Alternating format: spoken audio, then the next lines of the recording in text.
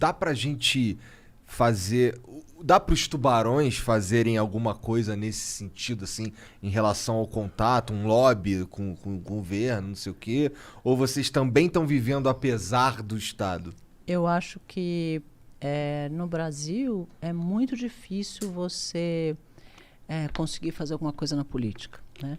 Porque, por exemplo, muitas vezes eu pensei, né? Quando eu tiver mais velha e eu puder, assim, não tiver mais os meus negócios, por exemplo, eu acho que eu vou trabalhar pelo meu país, né? Porque eu falei que eu gosto do Brasil. Aham. Falei, vou trabalhar pelo meu país. Mas aí você olha e fala, é muito difícil, porque tem tanta rolo, né? Tanta briga, tanta corrupção, tanta confusão, que eu acho que nem quem está muito bem disposto, muito bem intencionado, consegue fazer alguma coisa. Porque existe muita confusão ainda, né, política. Talvez com os anos isso melhore, mas... Talvez se tivesse uma união de todo mundo, dos ricaços. Ai, se tivesse união de todo mundo, né? Essa seria a melhor palavra. Né? Nós estamos numa época mais polarizada que eu já vi na minha vida. Olha que eu passei por 15 planos econômicos.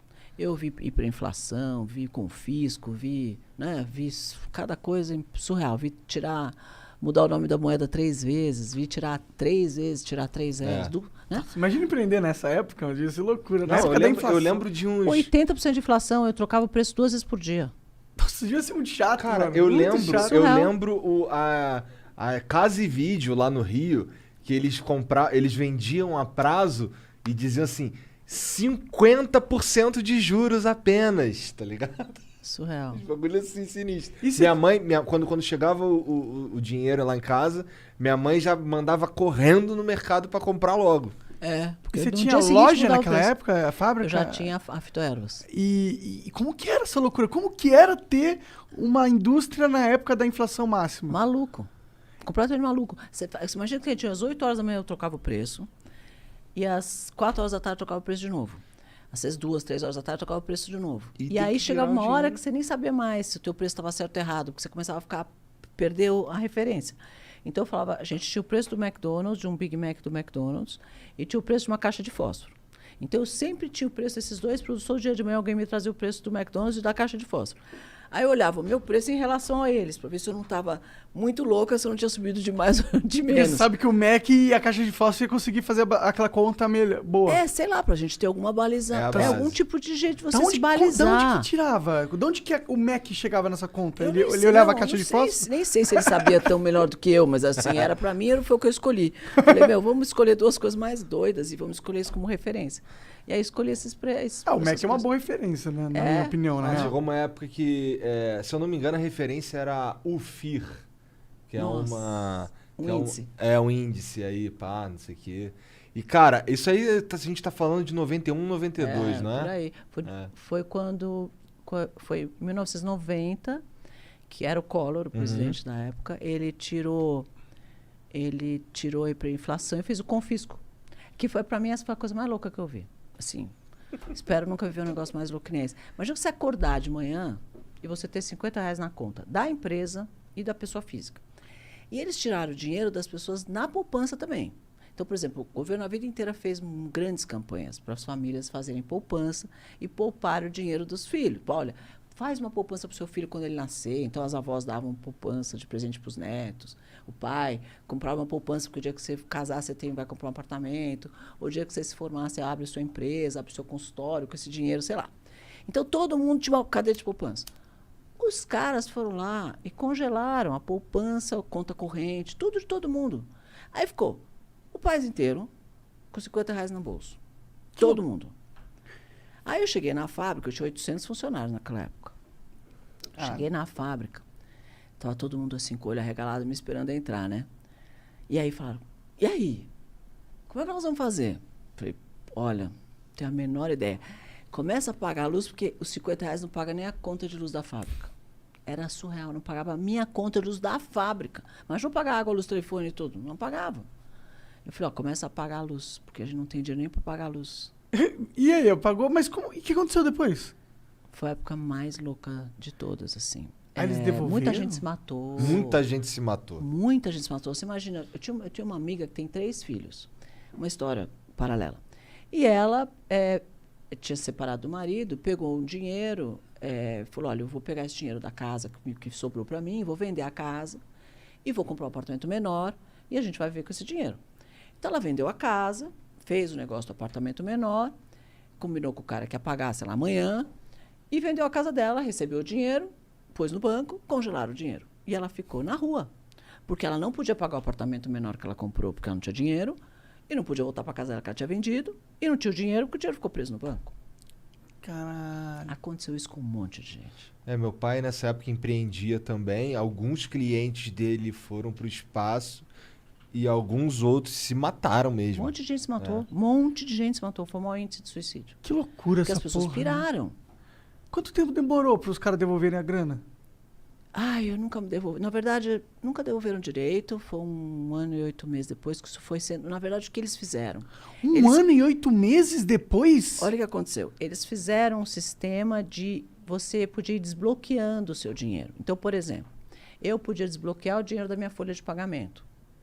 Então, eu tinha que provar que eu tinha uma folha de pagamento. Eu ia até o banco, o cara me dava em dinheiro o valor exatamente da minha folha de pagamento. Eu ia para o escritório, pegava um monte de envelopezinho. Eu tinha 800 funcionários. Eu tinha que pôr no envelope o dinheiro de cada um e entregar o dinheiro para as pessoas. E assim foi indo. Eu conseguia desbloquear. Então, por exemplo, eu podia desbloquear se eu tivesse que pagar um empréstimo, se eu tivesse que pagar um imposto. Eu ia lá, provava que eu tinha esse negócio e conseguia desbloquear. O que eles conseguiram com isso?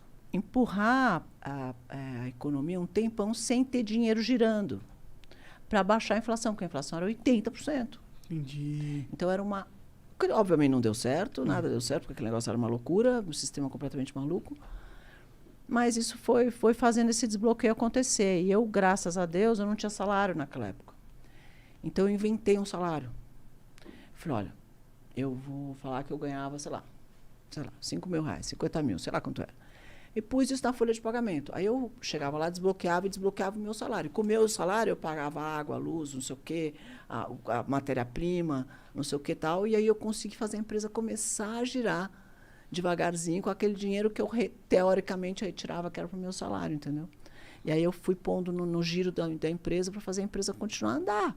Cara, porque senão eu pagava os funcionários, mas não tinha o que fazer, porque não tinha mão de obra, não tinha matéria-prima. Mas tinha demanda para a empresa naquela época com essa situação? Tinha, porque o supermercado sempre existe, certo? É claro. Sim. Você Nem na pega- pandemia pararam. Né? Você pega o seu salário, você vai no supermercado comprar comida. Então, Sim. você tinha que comprar shampoo. Eu fabricava shampoo, você tem que comprar shampoo. Verdade.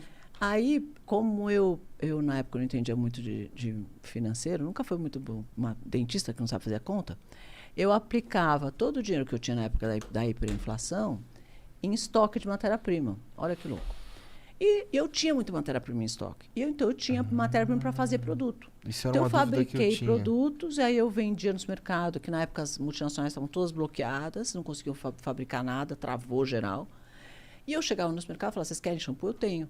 E o cara falava, graças a Deus apareceu um fornecedor de shampoo, porque parou um monte de gente de fabricar. Entendi. Porque deu um nó geral na economia geral, assim, pior que essa coisa da pandemia. Aí eu chegava no supermercado e oferecia o meu shampoo e os caras compravam. Então, você chegava no supermercado, parecia que eu era líder de mercado. Você só via assim, fitoervas gigantes assim na gôndola. E as pessoas experimentavam, começaram a usar. O produto realmente era bom, porque era natural e tal. Caralho, a malice que vem pro bem, né?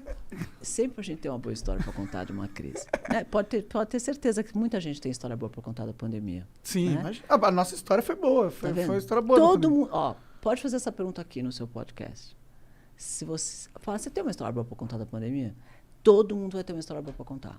Porque a gente aprende, né, a fazer algumas coisas, aprende algumas coisas, observa umas oportunidades, aprende a fazer coisas diferentes. É meio que uma vida funciona, né? Você não precisa de dificuldade. Você aprende. Deus não fez isso por acaso, não. Mas, naquele momento, aconteceu isso, né?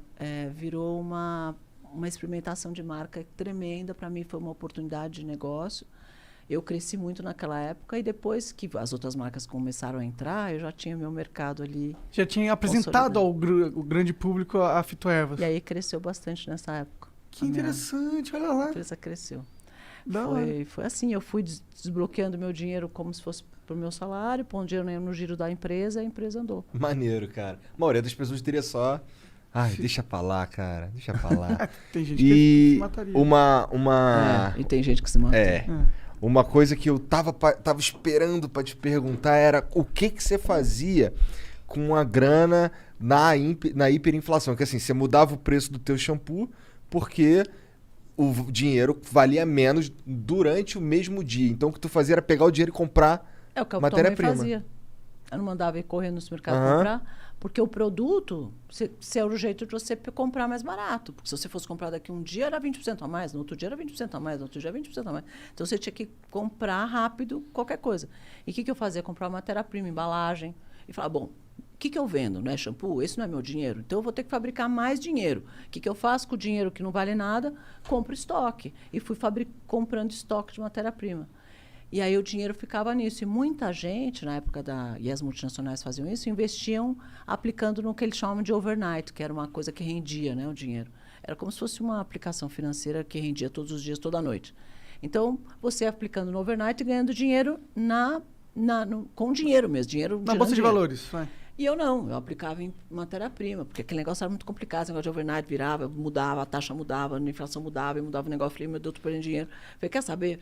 Meu dinheiro é fazer shampoo, que eu sei fazer isso que eu ganho dinheiro. Então, eu vou comprar matéria-prima tanto de embalagem. Então, quando aconteceu esse bloqueio, que ninguém tinha estoque, eu tinha.